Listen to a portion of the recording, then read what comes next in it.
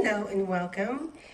So this is the 2 bins where I have my original 1001 red wiggler cocoons that Emily, the crazy worm lady, sent me. And once they started hatching and multiplying, I just divided them. That was about 15 weeks ago, something like that. And so these 2 bins are the original 1001 cocoons. And I am thinking that maybe, since I want to keep growing the population, I will divide it one more time. I wanted you to see the difference in how the material is being composted. Sometimes people ask, how do I know when my compost is ready to harvest? Well, these are side by side. You can see the difference. I hope you can see the difference. There's a lot less recognizable material in here. It is mostly dark castings. Sometimes on this camera it comes out brown, but it's actually black. And there's very, very little paper left in this particular bin. Whereas if I start turning this material over, you can see how much more bedding there is still left for the worms to work over. So this bin we're just going to leave and let them continue their thing. But this one is the one that I'm going to split again. It's not because I have an overabundance of worms here. It's just because I want to continue splitting the population so they keep reproducing. But at the same time, I also want to harvest this material.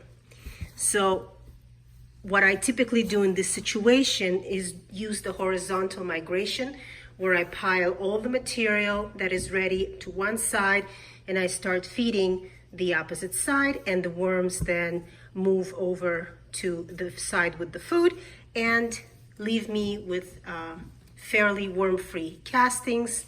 And then I just sift it and don't bother the worms so much.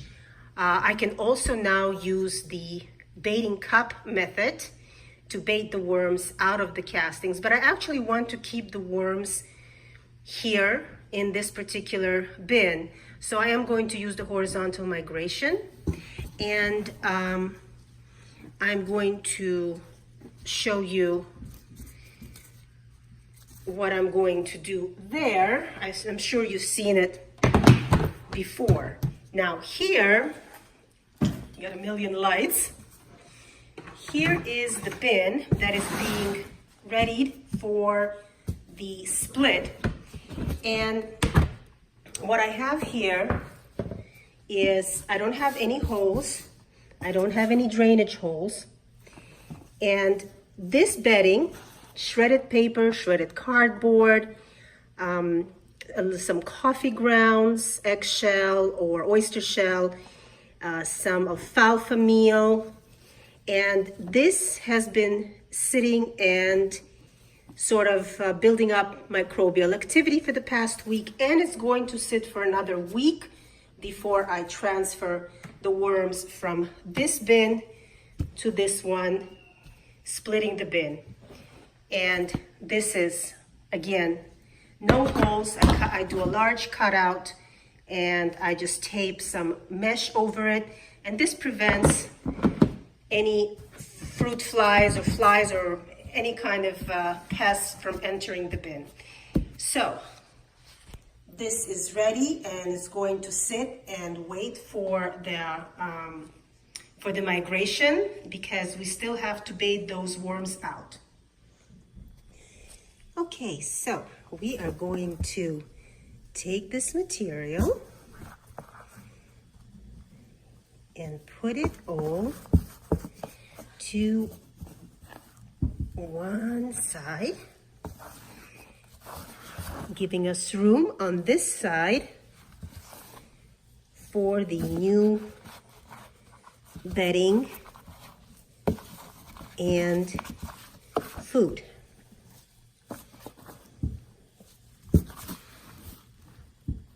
This material is looking really, really nice.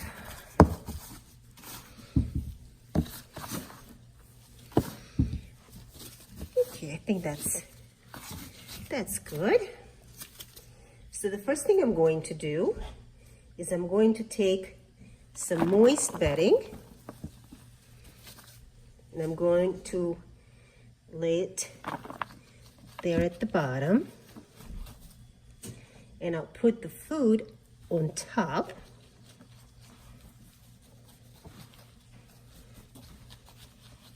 And cover it with more bedding. And the reason I'm using moist bedding is because I want to make it really enticing for the worms. And if it's dry, it's going to take longer for the worms to migrate.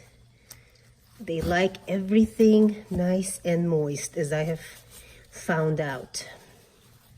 So I'll spread this out all the way across here.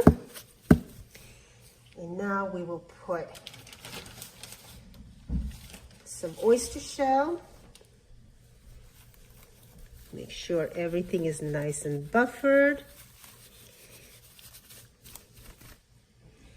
And cover it up with more moist bedding. And the worms should move in right away, because this bedding, as I've mentioned before, has been sitting and building up microbes. So it's very tempting for them.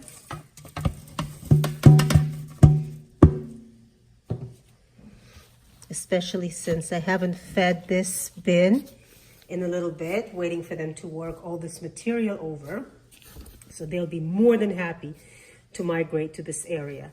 And then I just kind of push everything down so there are no gaps.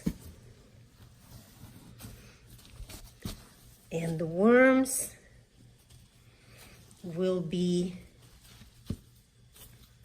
migrating here in no time at all.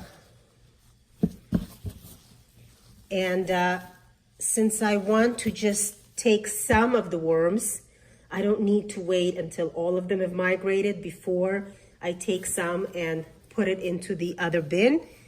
I'm just going to wait longer for the harvesting part. So this is it. This is how I do my migration. And let's see what we get in a week's time.